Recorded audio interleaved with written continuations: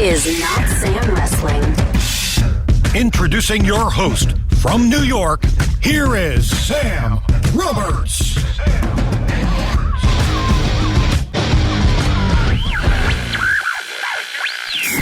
It was only a handful of weeks ago that just uttering the phrase was like, what? Nobody knew that this match was going to be billed as the greatest wrestling match ever, that this was going to be the advertising feature. And I made fun of it the whole way. I said, it's absurd. I figured you'd get out there, Randy Orton would hit him with some brass knuckles and roll him up, and it would be over. And all of this hype around the greatest wrestling match ever would be for nothing. And that's why, because I said, how could they possibly live up to the greatest wrestling match ever? It's impossible. It is setting the standard so high that Edge and Randy Orton could never possibly meet it. However, I actually decided to watch the match. And I did what most people don't do. Well, I wouldn't say most people. I did what some people don't do. I actually watched the match with an open mind. I sat down saying, is this going to be the greatest wrestling match ever? No, of course it isn't. Of course it's not. I'm sitting here, I could list you 10 matches that it won't beat. But let's see what happens here. Let's see what they do. And it probably took me half the match to figure out what was actually going on. And I'm just going to say this, okay? If you watched Randy Orton versus Edge and you hated it, or you just thought you didn't like it at all. I'm not saying you had to love it. I'm not saying you had to say this is the greatest match ever. But if you were like, this sucks, you might be stupid. You have to look into that. You might be stupid. I'm not saying you are, but you might be. It's possible. Think about it. A lot of stupid people don't realize they're stupid. You might be stupid.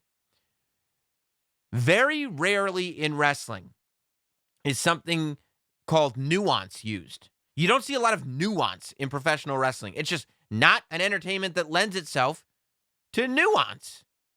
Usually, when something is being presented to us in professional wrestling, a mallet is used to thwap us on the side of the head with it, and when we look up, the message that we're supposed to get is imprinted on the side of the mallet, okay? Subtlety is not something that is often used in professional wrestling.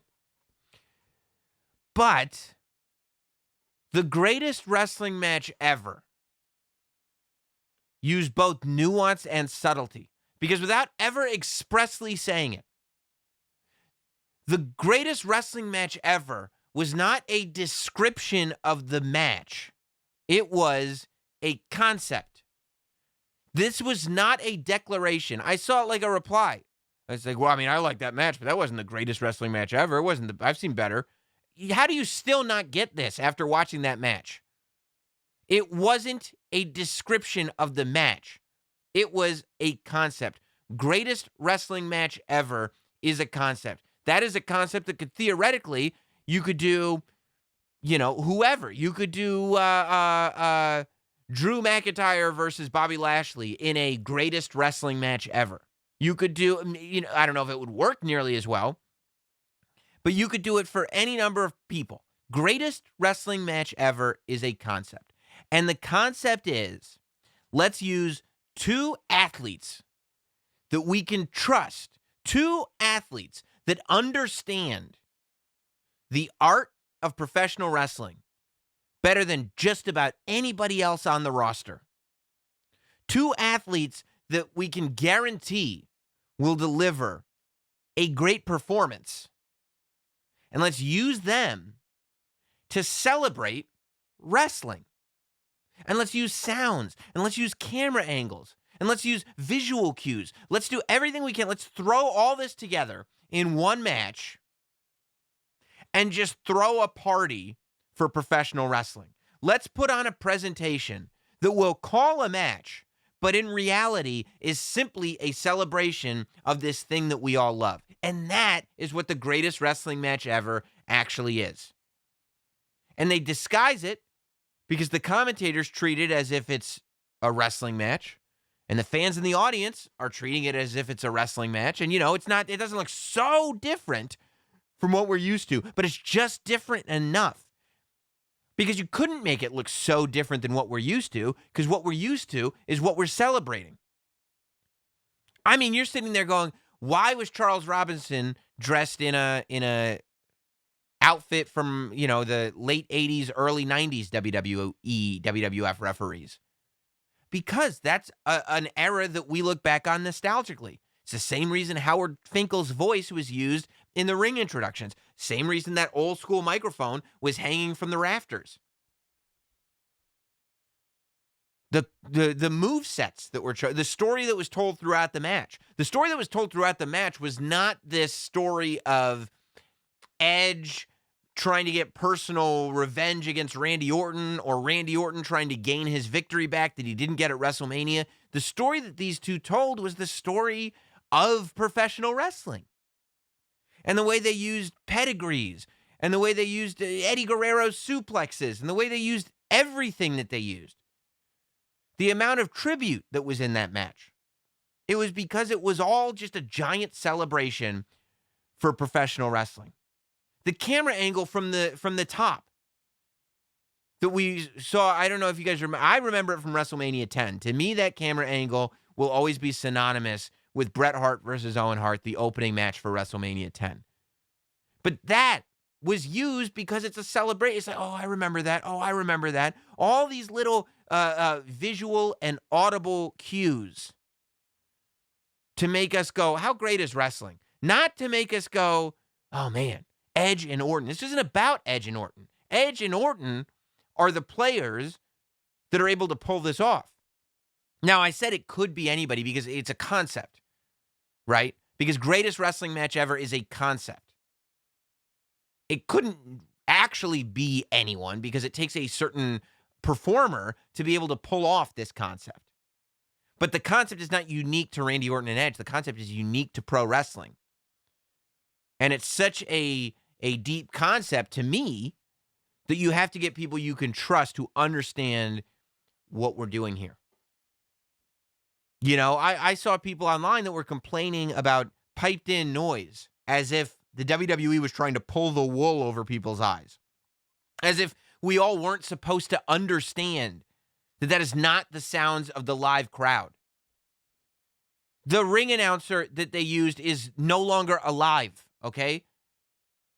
They announced before the match that they were using sound effects. Like, they announced it. It was as forthcoming as you could possibly be. You don't see sitcoms going out before a sitcom and saying, hey, just so everybody at home knows, these aren't really laughs you're hearing. This is a pre-taped laugh track. A sitcom would never say that, but WWE did. Because WWE was being completely forthcoming about what they were presenting.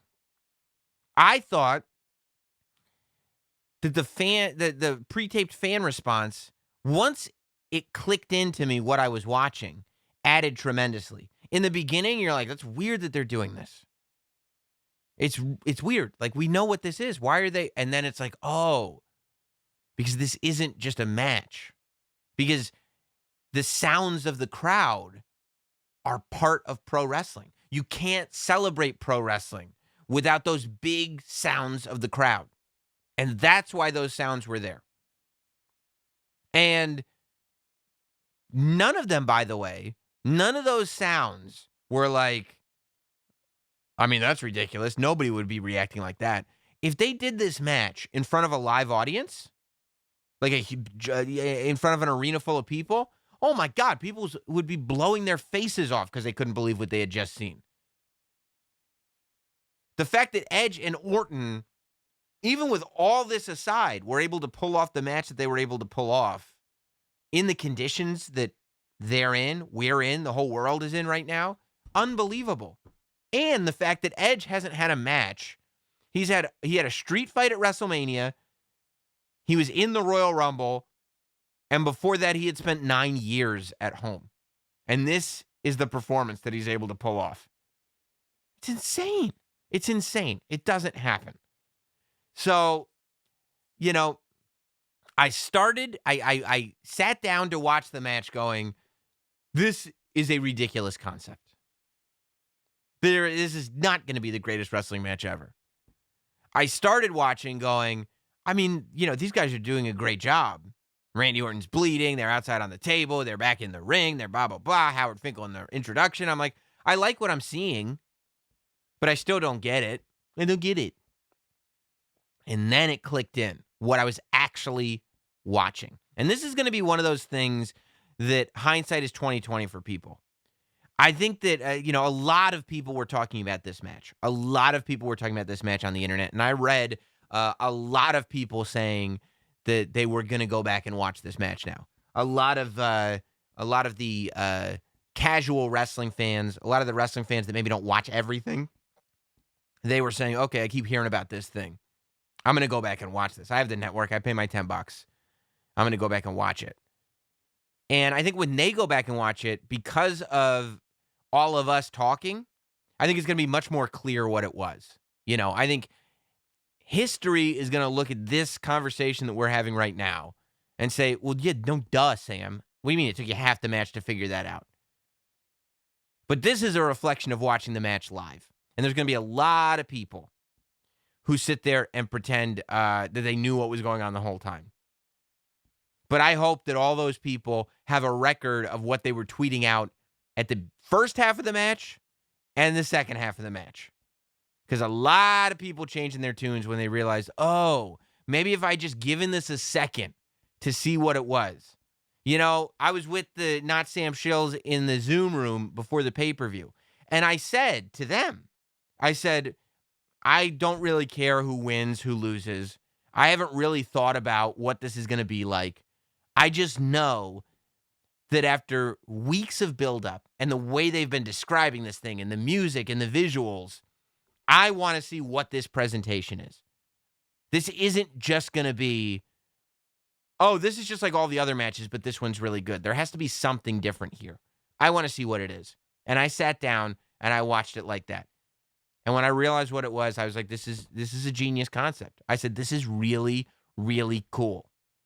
This is for wrestling fans. We always get all up in arms when we think the WWE is doing something for the mainstream people. Every WrestleMania, everybody gets so upset. Well, they only want Roman Reigns to win for the non-fans. They only want Roman Reigns to win for the mainstream people. What about us wrestling fans? What do we get? SummerSlam? It's not enough. But then when they give us something, they go, okay, how about this? How about we put on a match? We call it the greatest wrestling match ever. We throw Edge and Randy Orton in, and we give you 45 minutes of everything you love in the world. His crowd noise was stupid. Okay. Whatever. And there, by the way, if other organizations had put on a match exactly like this, certain people who might be negative on it would probably be pretty positive on it. Okay? Because to me, this match was a pretty high concept deal. And I thought they pulled it off exceptionally well for what it was. And this is going to be one of those things that forever. If you're a wrestling fan and you come up to me and you talk to me, I don't want to seem bigger than anybody. I don't want to seem better than anybody. This has nothing to do with, well, I'm on my own podcast. I got my own show. Nothing to do with that. I don't think I'm better than anybody because of anyone's job or where anybody is. I'll have conversations with everyone. I mean, sometimes I think I'm better than people when they come at me and they sound stupid. And I go, I can't do this. Then maybe yes. But that has nothing to do with where anybody's at in life. That has to do with, brain development. That's all that is. If you come to me in the street and you tell me now, after seeing what that was, and you still have the opinion, I don't know if it was the greatest match ever, you missed it. It went way over your head. You missed it, and I'm not going to be the one to explain it to you. I looked at my Twitter, and I said, thank God I got my own wrestling podcast.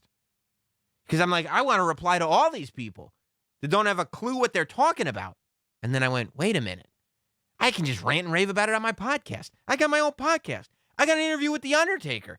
I got a great podcast this week. I could start it off with a whole rant on this stuff. And so that's what this is.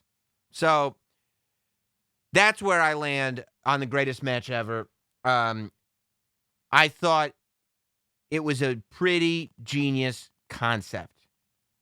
I thought it was awesome. I see WWE Front Row. I'll definitely look at it differently, even though I enjoyed the hell out of it the first time after hearing the explanation. That's what it is, man. That's what it is. It's we're celebrating. Okay, it's a conceptual piece. It's performance art. Pro wrestling at its best is performance art. Okay, this was performance art at its highest.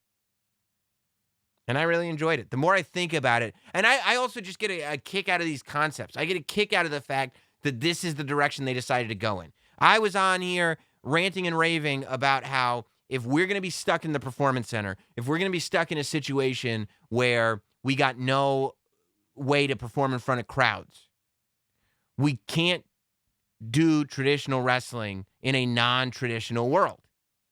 This is non-traditional wrestling. This is exactly what I was talking about. I thought it was wonderful.